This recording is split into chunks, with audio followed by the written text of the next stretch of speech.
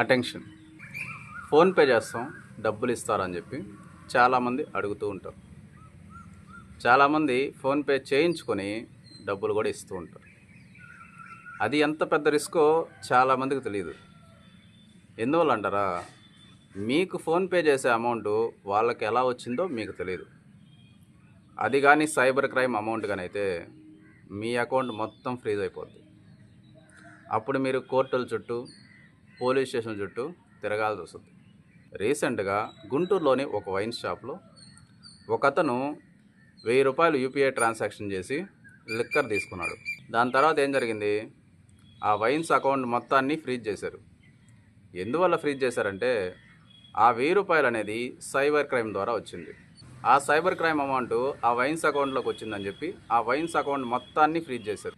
ఇలా మొత్తం అకౌంట్ని ఫ్రీజ్ చేయడం లీగలా అంటే ఇల్లీగల్. ఏదైనా డిస్ప్యూటెడ్ అమౌంట్ ఉంటే దాన్ని లీన్లో పెట్టుకోవాలి, అంతేగాని మొత్తం అకౌంట్ని ఫ్రీజ్ చేయకూడదు. ఆ వైన్స్ అతను ఆంధ్రప్రదేశ్ హైకోర్టులో రిట్ పిటిషన్ ఫైల్ చేశాడు. ఆంధ్రప్రదేశ్ హైకోర్టు మొత్తం బ్యాంక్ అకౌంట్ని ఫ్రీజ్ చేయడం అనేది ఇల్లీగల్ అని చెప్తూ అకౌంట్ని డీఫ్రీజ్ చేయమని చెప్పి బ్యాంకుని ఆర్డర్ చేసింది.